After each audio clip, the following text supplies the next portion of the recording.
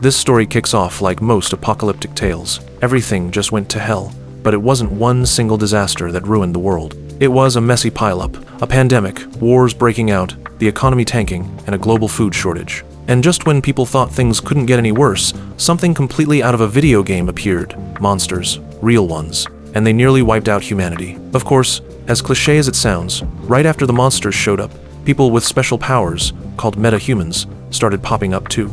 That happened just 3 days after all the chaos started. Cut to a lazy-looking guy sitting alone, snacking on chips and drinking soda like it's a normal weekend. It's almost a good sign, like the world hasn't completely ended yet. This guy is proof that someone's still alive and chill. But even though he's alive, the loneliness hits hard. He's stuck in this 100 square meter apartment, just him. His mom, dad, grandpa, and grandma, all gone.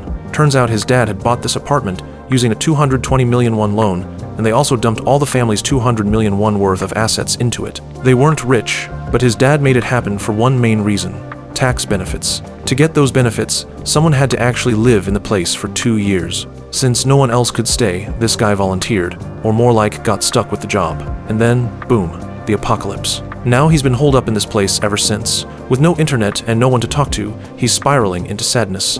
But suddenly, there's this loud, monstrous roar outside. He looks up and sees this flying beast heading straight for his window, mouth wide open, ready to chow down. He's frozen, expecting to get eaten, when something weird happens. A system window appears in front of him, saying someone unauthorized is trying to enter. As crazy as it sounds, he doesn't even flinch. That system is actually what's been keeping him alive this whole time, but it's also what's keeping him locked inside. He's literally been punching and kicking the front door trying to break out, but it's useless. For 3 days now, this ability has been both his shield and his prison. He stares at the glowing system notification. It labels him as the ultimate shut-in, saying he can't leave the house. That pisses him off. He didn't ask for this title or this situation, and now he's running out of food. Electricity got cut off yesterday, and he's surviving on random side dishes from the fridge. Only a few ramen packets are left. Then suddenly, his system pops up again. You've hunted a Calic. EXP awarded.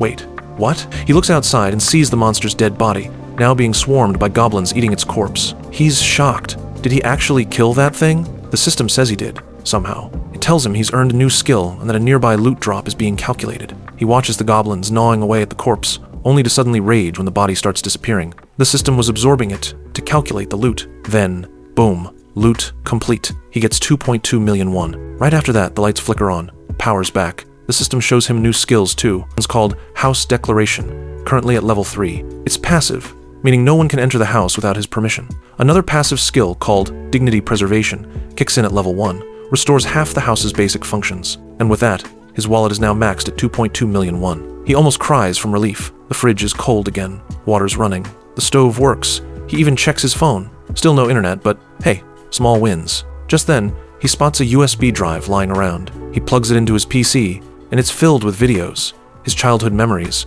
recorded by his parents, from toddler days to school life. Seeing it makes his chest ache. He misses his family, badly. And right then, he promises himself that no matter what, he's going to bring them back here. But before he can get too deep into his feelings, another system message appears. He's now allowed to buy items from the store at original prices. This stuns him. He taps on the store icon, and the window shows up. His money is linked, and he can start buying. He heads to the balcony and opens the window, thinking maybe he can step out now. Nope. System still says, you can't leave. Not yet. But if he keeps leveling up, maybe that'll change. Problem is, he doesn't know how to fight. That last kill was pure luck. Still, an idea pops into his head. Maybe he can take out some goblins. He grabs a water bottle and hurls it out the window. To his surprise, it flies straight out, meaning he can throw stuff outside. Encouraged, he grabs a dumbbell. Outside, the goblins are dragging away pieces of the monster's meat. It's now or never. He chucks the dumbbell. It lands on the monster's corpse instead, getting the goblins' attention. They glare up at him, enraged. He's sweating bullets, only has one dumbbell left. He can't throw big stuff like the television or PC, so what now? That's when he remembers. He can list items in the store. He opens the store panel and tries to list the dumbbell. The system accepts it. Now, he can buy more at the same price he paid before. That means the store runs on real-world prices. He buys 2 more dumbbells. As they materialize in a flash of light, he's buzzing with excitement. He immediately hurls one. Crack! It nails a goblin in the head. EXP gained. 3001 added. The goblins freak out. Another dumbbell is already on the way, but it misses. Annoyed, he buys 3 more. This time, another goblin goes down. The system says it was a level 6 goblin. More EXP. And another new skill. He now has access to item storage. an alternate dimension. He stores a dumbbell inside, watches it pixelate, then summons it back into his hand like a boss. The realization hits. He can now summon items anywhere, anytime. Game on. Now that he's figured out the storage trick, he goes full Goblin Slayer mode. He starts buying dumbbells non-stop and storing them one after another like he's prepping for a boss raid. Once everything's ready, he opens the storage again and lets it rain. Literally, a massive wave of dumbbells floods the sky like he's Gilgamesh, unleashing the gates of Babylon. The goblins below are totally caught off guard. Some try to run, others just stare in horror as the weights crash down on them. And just like that, he racks up a ton of kills, collecting over 54,000 won in one go. The system then asks if he wants to list more items. Of course, he says yes. He quickly fills the store with new stuff, groceries, essentials, even the dumbbell he used for the goblin massacre. But then, something strange happens. His balance drops by exactly 1 won. He's confused at first, but then he gets it. The power and utilities are back on, which means the apartment is eating up money automatically. Electricity, gas, water, it's all being deducted in real time. That's a huge problem. He doesn't have infinite goblins to kill and farm money from. In fact, after that big dumbbell rain attack, the rest of them bailed. He's only managed to hunt 2 more since. Now when he looks down, all he sees is the rotting remains of that monster from earlier. He knows he needs to hunt something again soon or he's screwed, so he stares up at the sky hoping something flies by. And speak of the devil, there it is, a massive flying monster gliding across the sky. Without wasting a second, he rushes to prepare. He tapes a big spoon to the end of a ladder, leans it out the window, and flashes the spoon like a signal mirror. The light bounces and catches the monster's attention. It spots the shiny object and immediately swoops down, aiming right for him. As the monster charges, it slams face first into the invisible barrier protecting his apartment, bouncing off with a hard thud. Jun's thrilled. His bait worked. He's thinking this is going to be another easy win, until the monster starts flapping its wings aggressively, creating intense wind gusts that shake the entire place. Jun is barely holding his ground, getting pushed back by the wind pressure. Then, the monster disappears from view. He cautiously peeks outside, and it's perched right by his window now, mouth wide open, tongue dangling, staring at him like a buffet. It lets out a creepy roar, then tries to ram its beak into the barrier. The system immediately throws up a warning. Unauthorized subject attempting entry. The monster smashes into the barrier again and again, but it's useless. No matter how hard it tries, the shield holds. Still, the sheer force makes Jun nervous. He can't risk this barrier failing. He opens the store again to look through his options. From what he's figured out, loot only registers when the corpse is nearby. If a body is too far from him, the system won't recognize it. So he needs a clean, close-range kill to get that sweet loot drop. That's when he spots something in the store. 900 milliliters bottles of canola oil. A plan forms instantly. He buys 10 bottles, lines them up in the kitchen, and dumps them all into a frying pan. He cranks the heat and starts prepping his weapon. Then he grabs a broom, wraps disposable paper around the end, tapes it up, and soaks it in oil. Next, he opens the store again and lists the boiling hot pan of oil. The system confirms the item has been successfully added. He grabs a lighter and gets ready to bring the heat. With the monster still camped outside, completely unaware of what's coming, Jun lights the paper-wrapped broomstick and summons the stored oil. The entire boiling hot pan dumps right onto the monster's head. It lets out an unholy screech of pain, thrashing around violently. The moment the fire hits the oil-drenched body, whoosh, it goes up in flames instantly. The monster is burning alive, flailing in agony as the fire eats through its skin. Jun watches, his face momentarily turning sour from the horrific sight. But deep down, he knows this is a major win. As the beast crashes to the ground, the system pops up to congratulate him. He's killed another Kalak. A huge EXP boost follows, and another new skill gets unlocked. Even better, the loot is recognized and the system starts calculating. When it's done, Jun gets over 9 million won. He completely loses it. That's more money than he's seen in his entire life.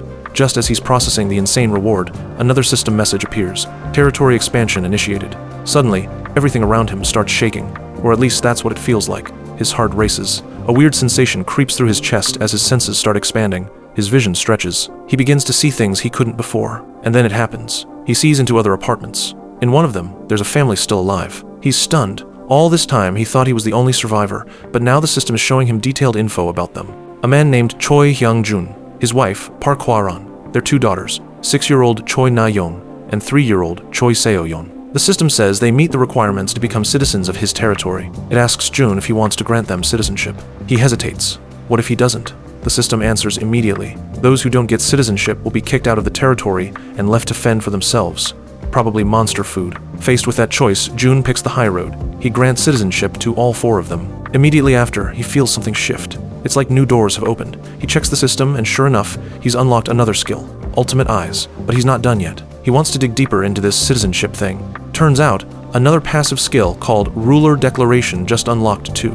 It ensures no one can enter his place without permission. He also spots a new tab, Citizenship Management. Opening it reveals the whole family's details, including their power levels and trust levels. He can hold up to 600 citizens now. That's a wild number. Clicking on their names shows full profiles, including something called experience and money distribution rates. There are 2 options under each citizen: assign quests or expel them. He's not sure what those rates mean exactly, but he guesses it's about how much EXP and cash they generate for him. He's even more curious now, so he taps on the Assign Quest button and gets a customizable quest screen. He assigns Hyungjun a basic task: kill 1 goblin within a week. The reward, a bit of EXP. The penalty, nothing for now. But just to test the system, he switches the penalty to death, and to his horror, the system accepts it without blinking. He cancels the quest immediately. No way he's putting someone's life on the line like that. Still, it freaks him out. He literally has the power to kill anyone with a few clicks. Still disturbed by how much power he now holds, Jun sits back and activates Ultimate Eyes again. His vision broadens,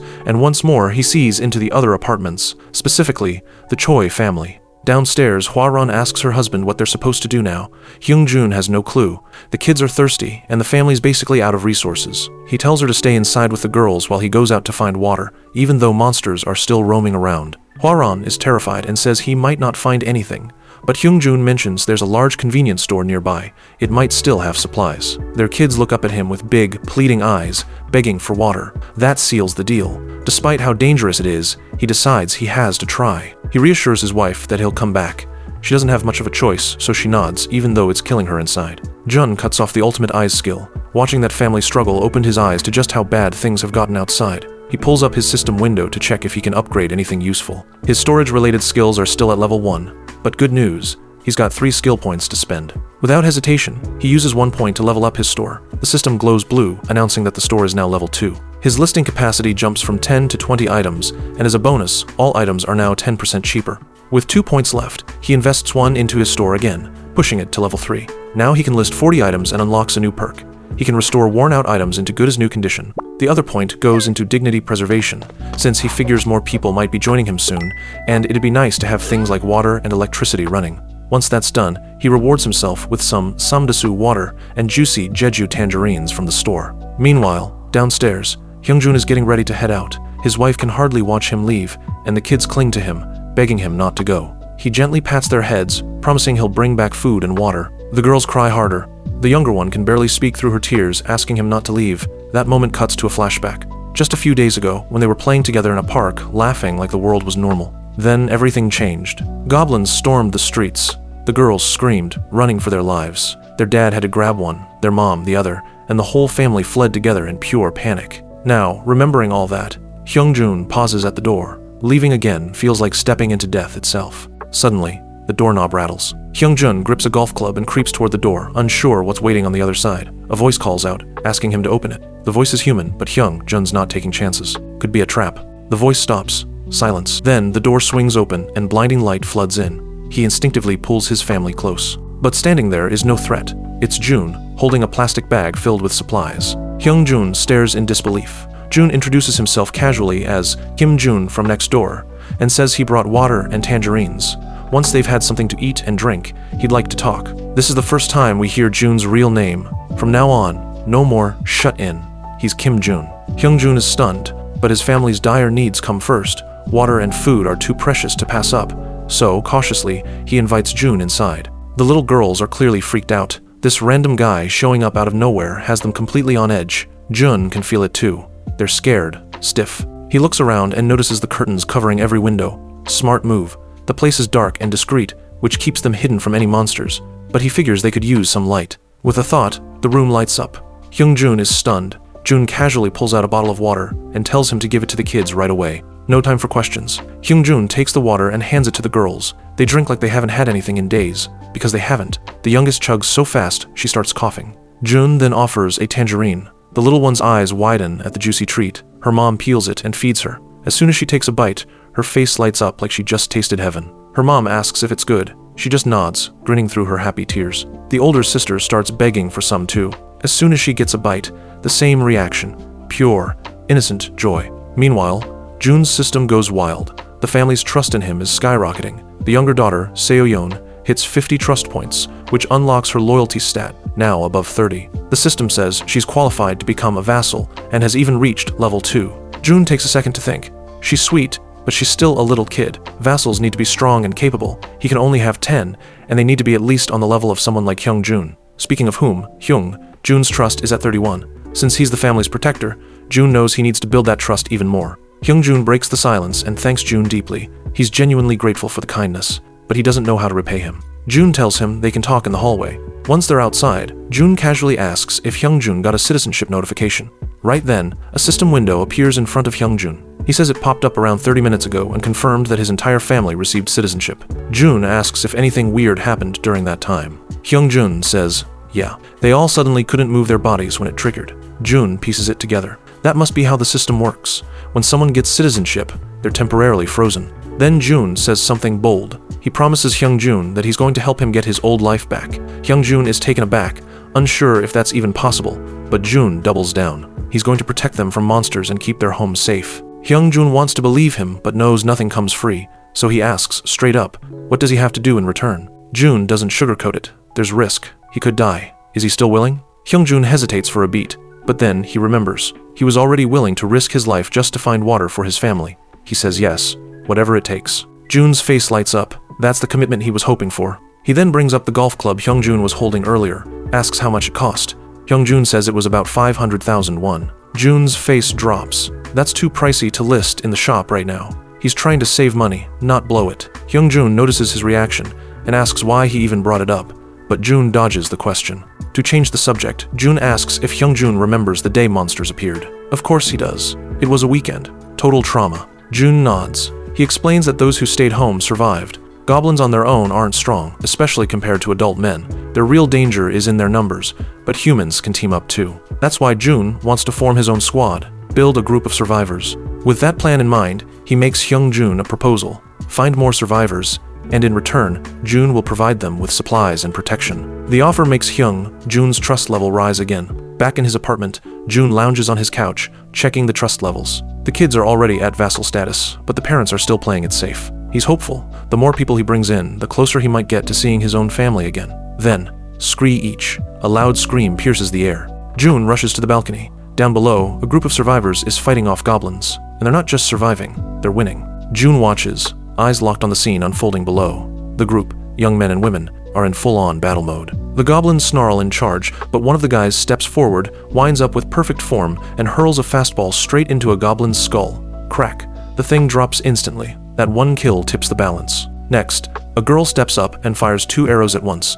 Double kill. Another goblin tries to charge, but before it can even react, someone else leaps in with a bat, coming down full force. The goblin gets vaporized in a single swing. Seeing their allies drop like flies, the remaining goblins panic and retreat. Jun's jaw nearly hits the floor. This group, they're not just surviving, they're experienced, skilled, exactly the kind of people he needs in his territory. But before he can call out, something falls from above, a packet of ramen. It hits the ground with a soft thud near the group. They look up, puzzled. Jun waves both arms like a maniac, trying to get their attention. It's not subtle, but he doesn't care. He needs them to come inside. Then his doorbell rings. It's Hyung-jun, back from his mission. Jun opens the door, only to see Hyung-jun stuck outside, blocked by an invisible wall. Despite being a citizen, he can't enter. Jun realizes the system must differentiate between regular citizens and registered vassals. Only vassals can enter freely. Hyung-jun doesn't push it. Instead, he hands Jun a heavy box full of household items that could potentially be used as weapons, knives, tools,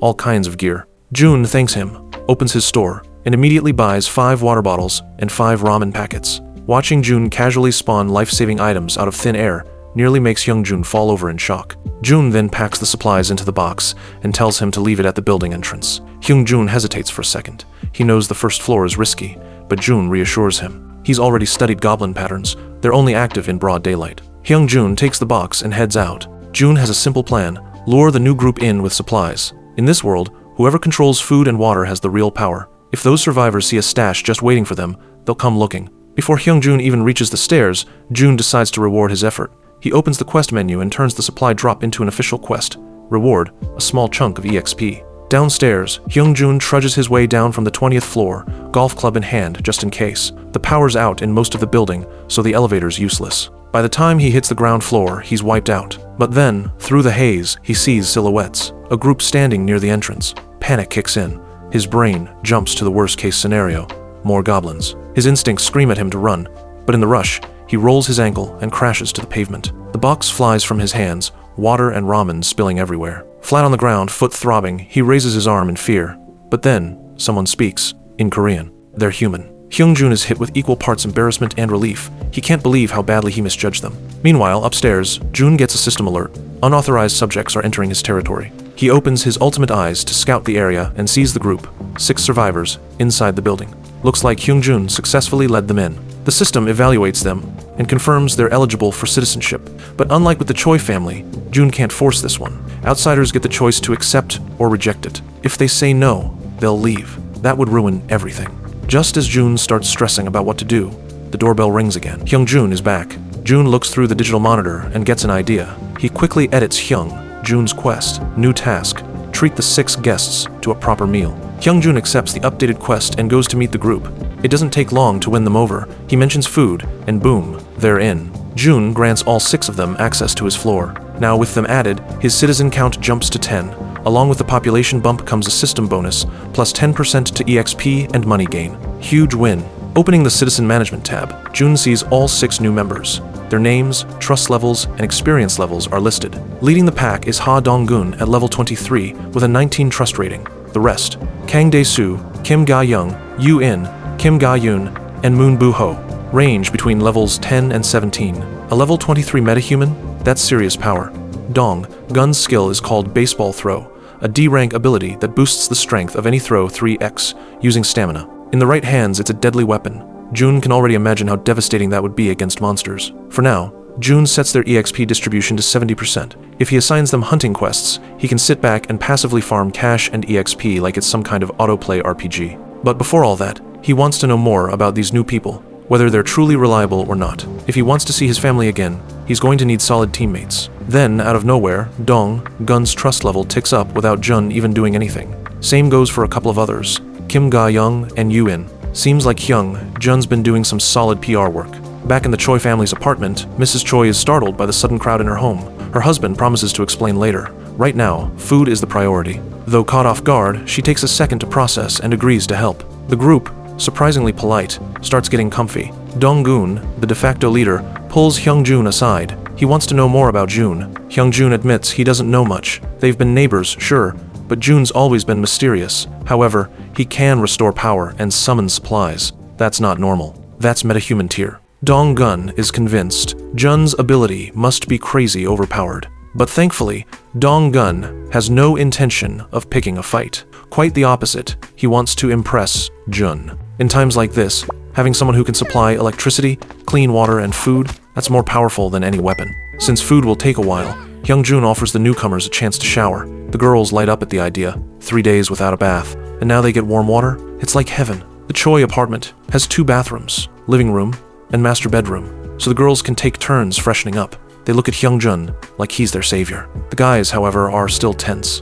Dong-gun senses it and keeps things under control. One of them jokes about testing Jun's strength, but Dong-gun shuts it down immediately. He even begs the guy to behave. This isn't the time to be reckless. Jun might be their golden ticket out of this nightmare. Their goal is to lock in access to food and supplies, not get themselves booted. Dong-gun issues a final order. No attitude, no screw-ups, and no drama. Still, one of them, Bu-ho, seems off. Dong-gun picks up on it right away and pulls him aside to check in. Bu-ho tries to play it cool, but the stress is obvious. Dong-gun promises him that once they secure supplies, they'll head out to find Bu-ho's grandma together. Bu-ho nods and thanks him, but deep down he knows it's probably too late. It's been 3 days since the world collapsed. The odds of his elderly grandma still surviving are painfully low, but Dong-gun stays optimistic, determined to reach her no matter what. Just then, the front door creaks open again. Everyone freezes. The air shifts. Something, or someone, powerful is coming in. Dong-gun tightens his grip on the ball in his hand, ready to launch it if needed. But it's not a monster. It's Jun. He walks in, holding plastic bags in both hands, completely calm. He'd heard their earlier conversation and decided to help them directly. And in that moment, the entire group feels it, and this guy might really be their savior. If you enjoyed the story so far, don't forget to like the video, subscribe to You May Recap, and stay tuned for the next video.